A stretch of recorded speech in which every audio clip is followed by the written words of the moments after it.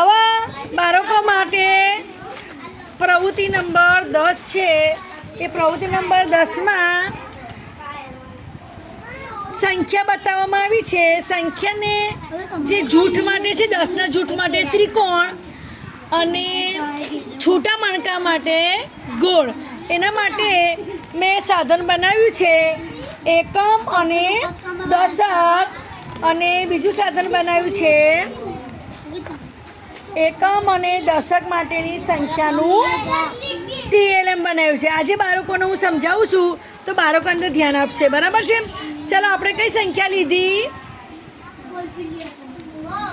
ચાલો કઈ સંખ્યા લીધી આપણે? 41। ચલો 41માં એકમ કોને કહેવાય? 1। તો ચલો 1 શોધો। ચાલો 1 શોધો ને અહીંયા એકમ। દશકમાં 4 મૂકો। આ દશકમાં 4 મૂકો। પછી 4ની સ્થાન કિંમત કેટલી થાય?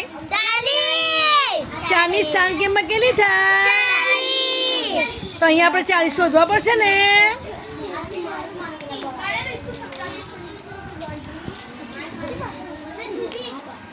બોલો 40 શોધો। તો દશકમાં કે સ્થાન કિંમત કેટલી થશે? 40। ચલો હવે એ સંખ્યા આપણે અહીંયા મૂકીશું। ચલો અહીંયા શું આવશે? અહીંયા 1। તો અહીંયા ત્રિકોણમાં કઈ સંખ્યા આવશે?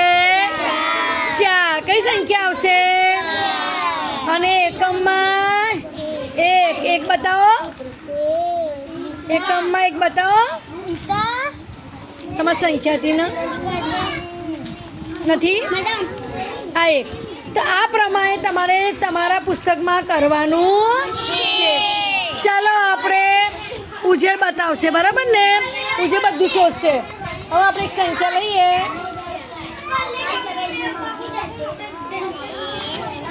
ચાલો ચલો કઈ સંખ્યા છે ઉજય? બોલો।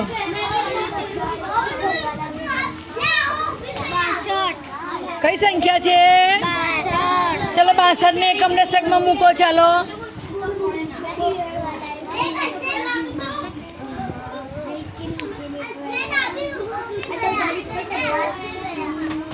ચલો એકમ દશકમાં મૂકો અને 6 મૂકો। 6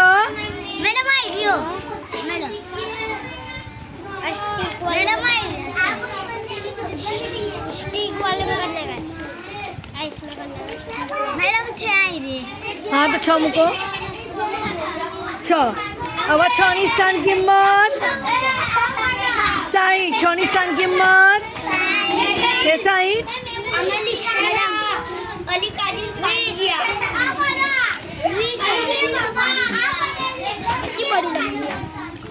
ચલો હવે 6ની સ્થાન કિંમત 60। ચલો હવે અહીંયા મૂકો। ચલો અહીંયા મૂકો। ચલો અહીં કઈ સંખ્યા આવશે? 6। ને અહીંયા 2 મૂકો। 2 કઈ સંખ્યા આવશે? 2। ચલો 6 દશકમાં છે તો અહીં શું આવશે? 6 અને છૂટા મણકામાં 1। તો 2ની સ્થાન કિંમત 2 અને 6ની સ્થાન કિંમત 60। સરસ। ચલો ચલો કરો। પડી ગયો? ચલો કઈ સંખ્યા છે?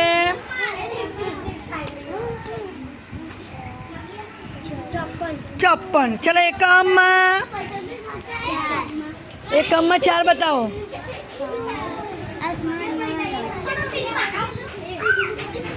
ચલો એકમમાં 4।